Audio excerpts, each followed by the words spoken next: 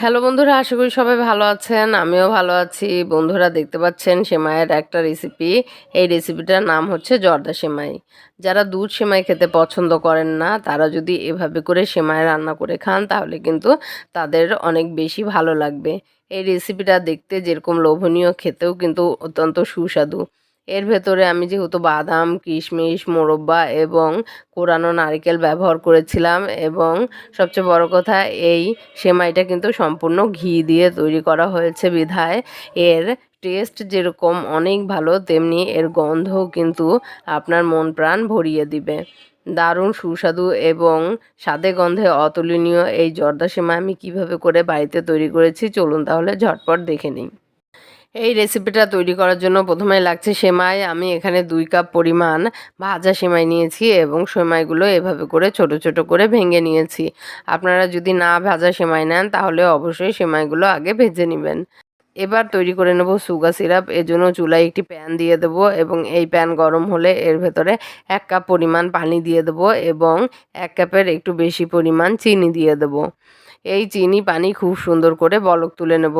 এই চিনি খুব সুন্দর করে পানির সঙ্গে গলে গেলে এবং বলক উঠলেই আমাদের সুগার সিরাপ রেডি হয়ে যাবে। এই সময় আমরা চুলা বন্ধ করে দেব। এবার বাদাম এবং অন্যান্য উপকরণ নিয়ে নেব। এখানে আমি বাদাম 1 মুঠ পরিমাণ কাজু বাদাম নিয়েছি। এই বাদামগুলো সুন্দর করে চাকু দিয়ে এভাবে করে একটু লম্বা লম্বা করে কুচি করে নেব। সবগুলো বাদাম সুন্দর করে কুচি করে নিয়ে নেব মোরব্বা। আমি এখানে 1/2 কাপ পরিমাণ মোরব্বা সুন্দর করে ছোট ছোট টুকরো করে কেটে নেব। এভাবে করে স্লাইস করে তারপরে এভাবে করে ছোট ছোট টুকরো করে 1/2 কাপ পরিমাণ মোরব্বা নিয়ে নিলাম। নিয়ে নেব 1/2 কাপ পরিমাণ কিশমিশ এবং নিয়ে নেব কোরানো নারিকেল। এখানে আমি 1/2 কাপ পরিমাণ কোরানো নারিকেল নিয়ে নিলাম। এই কোরানো নারকেল আমি ফ্রিজে রেখেছিলাম, তাই নারকেলগুলো একটু শক্ত হয়ে আছে। আমি 1/2 কাপ পরিমাণ কোরানো নারিকেল নিয়ে নিলাম। এবার চুলায় একটি প্যান দিয়ে দেবো এবং এর ভেতরে দিয়ে দেবো 2 টেবিল চামচ পরিমাণ ঘি। ফ্রোজেন ঘি এভাবে করে প্যানের ভেতর দিয়ে সুন্দর করে ঘি গলিয়ে নিয়ে এর ভেতরে কুচি করে রাখা বাদাম, কিশমিশ এবং নারিকেল দিয়ে দেবো। এই সকল উপকরণ সুন্দর করে মিডিয়াম ফ্লেমে একটু ভেজে নিয়ে এর ভেতরে আমাদের রেডি করে রাখা সেমাই দিয়ে দেব এবং সেমাই নেড়েচেড়ে সুন্দর করে একটু ভেজে নেব। যেহেতু আমি ভাজা সেমাই নিয়েছি তাই খুব বেশি ভাজবো না, সামান্য একটু নেড়েচেড়ে ভেজে নিয়ে এর ভেতরে তৈরি করে রাখা সুগার সিরাপ অল্প অল্প করে দিয়ে নেড়েচেড়ে এভাবে করে একটু মিডিয়াম ফ্লেমে রান্না করতে থাকবো। এভাবে করে 2-3 বার অল্প অল্প পরিমাণে সুগার সিরাপ দিয়ে প্রায় 5 থেকে 10 মিনিট নেড়েচেড়ে একটু রান্না করে নিয়ে এর ভেতরে দিয়ে দেব মোরব্বা। আমি এখানে 1/2 কাপ পরিমাণ কেটে রাখা মোরব্বা দিয়ে দিলাম এবং দিয়ে দেব কেওড়া জল, 1 টেবিল চামচ পরিমাণ কেওড়া জল। আপনারা যদি কেওড়া জল পছন্দ না করেন তাহলে এলাচও দিয়ে দিতে পারেন, সাদা এলাচের গুঁড়া দিয়ে দিতে পারেন।